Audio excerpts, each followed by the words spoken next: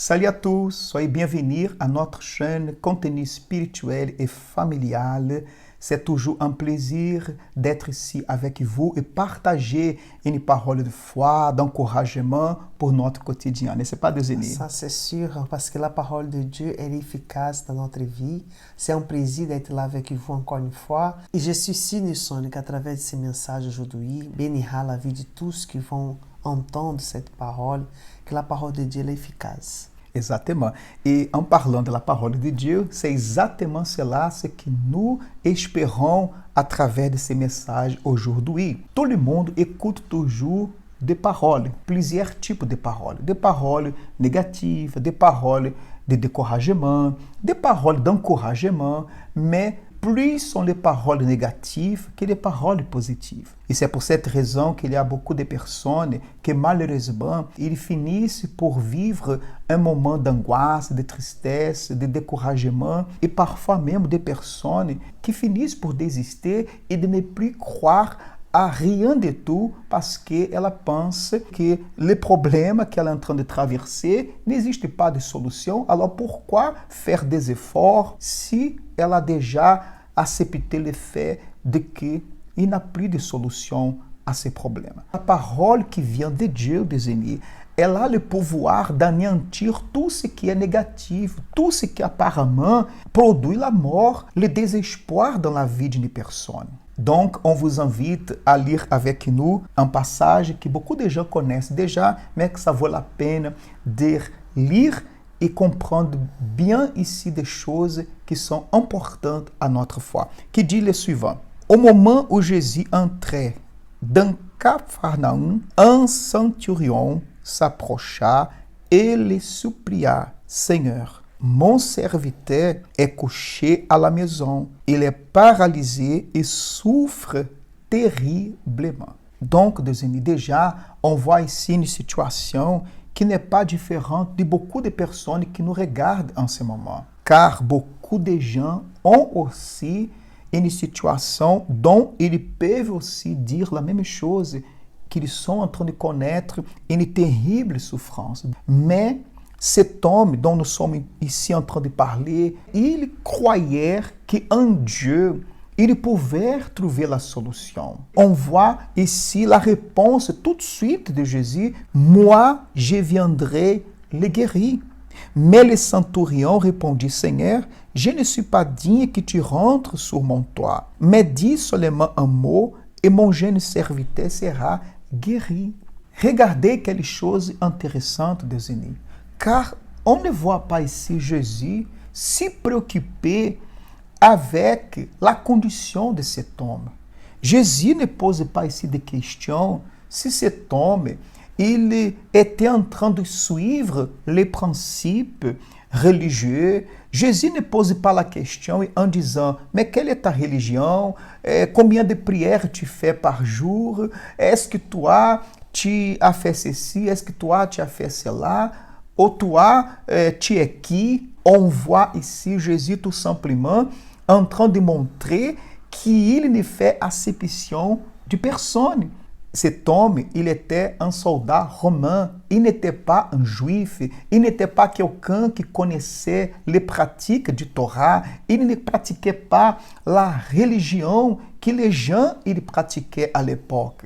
Et je vois ici, à travers cette parole, que cet homme, il s'est présenté devant Jésus avec sincérité. Jésus n'a pas regardé ce qu'il a fait, non, mais sa foi, il a cru, il a considéré plutôt la parole de Dieu que les problèmes en soi-même. Et je crois, Deus amis, que c'est ça ce qui a fait que Jésus soit même étonné et très content de trouver un type de foi chez quelqu'un qui n'avait pas du tout la même connaissance que les autres personnes il avait. C'est pour cette raison que je voulais bien préciser ici qu'on ne voit pas Jésus se préoccuper avec la condition de cet homme, qui il était, qu'est-ce qu'il faisait, parce qu'au contraire de ce que beaucoup de gens imaginent, que Dieu a besoin de voir quelque chose très spécial chez eux pour qu'il soit accepté. Il y a des gens qui parfois, ils pensent que Dieu ne va pas écouter leurs prières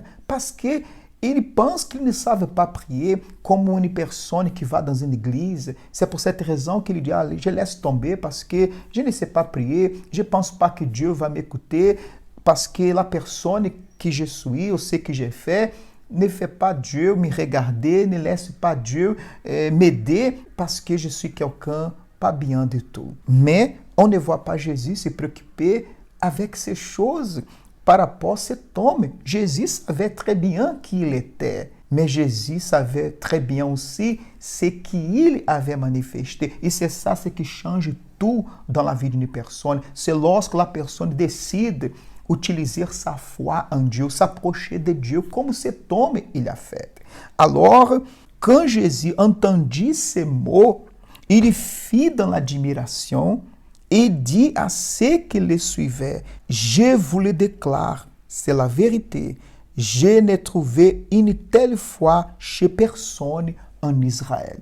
Mais Jésus était en Israël. Mais qu'est-ce que cela signifie dans le sens spirituel? Parce qu'il y a ici un sens spirituel que les gens ont besoin de comprendre. C'est comme Jésus dirait aujourd'hui, ni même chez les personnes qui fréquentent une église, je n'ai pas trouvé une foi comme celle-là. Je ne suis pas en train de parler ici qu'aller dans l'église, il n'a pas d'importance. Non, ce n'est pas ça ce que je suis en train de dire. Ce que je suis en train de dire, c'est qu'un homme qui n'avait pas la même connaissance spirituelle, les connaissances par rapport à Dieu, ou les pratiques que les gens à l'époque ils avaient manifesté un type de foi qui a appelé à Dieu beaucoup plus que ceux qui connaissaient déjà les principes de Dieu.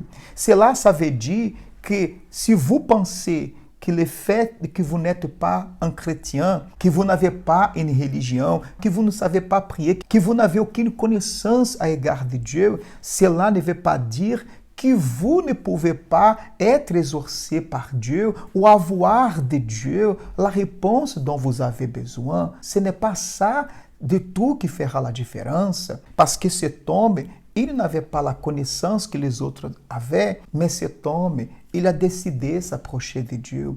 Et lorsqu'on décide de nous approcher de Dieu, il ne va pas nous barrer. Dieu ne va pas nous dire stop là, parce que toi, tu ne mérites pas, parce que toi, tu as fait ceci d'erroné, parce que toi, tu n'as pas fait de bonnes choses pendant ta vie et maintenant tu viens vers moi. Non, jamais la main de Dieu va vous arrêter si vous décidez de vous approcher de lui. Au contraire, à partir du moment que vous prenez la disposition à l'intérieur de vous, indépendamment de qui vous soyez, mais vous croyez qu'en Dieu, vous allez trouver une nouvelle vie. Vous allez trouver ce que dans ce monde vous ne trouvez pas. Il aura toujours les bras ouverts pour vous recevoir dans sa présence. Reconnaître, cet homme, il a reconnu le Seigneur Jésus. C'est ça le plus important. Le Seigneur Jésus, il veut qu'on reconnaisse que sans lui, on ne peut rien faire, que lui, c'est la solution.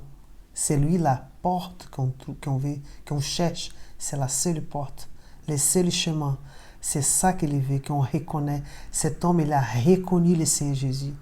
Et vous savez qu'il n'a même pas eu besoin que Jésus vienne chez lui. Il a cru une parole parce que je reconnais qui tu es, Seigneur. Ça, c'est la foi. C'est la foi qu'on n'a pas besoin de toucher, mais on croit. On n'a pas besoin de voir. Il a cru au Seigneur Jésus. Ça, c'est très important. Et cette considération est exactement ce que cet homme a montré en disant à Jésus, une parole me suffit. C'est-à-dire pour cet homme, Jésus physiquement dans sa maison ou sa parole, il n'avait pas de différence. Et c'est ça, c'est qu'aujourd'hui Dieu, il désire voir en chacun de nous ce même type de foi. C'est-à-dire que on ne peut pas voir Dieu, on ne peut pas le toucher, mais nous pouvons recevoir sa parole, nous pouvons avoir accès à sa parole, nous pouvons entendre sa parole, comme maintenant vous entendez. Et cette parole que nous entendons aujourd'hui, elle a les mêmes effets, les mêmes pouvoirs de transformer notre vie, de changer n'importe quelle situation, parce que Dieu, il n'a pas changé, il est le même. Et c'est ça qui a plu Jésus, c'est ça qui l'a rendu très content de voir ce type de foi, et c'est ça ce qu'il attend de voir en chacun de nous. Vous savez, Nilson, imaginez nous les êtres humains, quand quelqu'un croit à notre parole, comment vous sentez? Vous sentez fier de vous, vous dites, ah, cette personne, vous considérez même cette personne, oh, elle a considéré ce que j'ai dit, parce que c'est la vérité. Le Seigneur Jésus, c'est la vérité. Vous imaginez la joie qu'il a eu, c'est pour cela qu'il a dit, j'ai pas vu une fois en Israël comme cet homme-là, parce qu'il a considéré ma parole. C'est ça, c'est suffisant. Tu me dis une parole, un mot, regarde ces petits détails.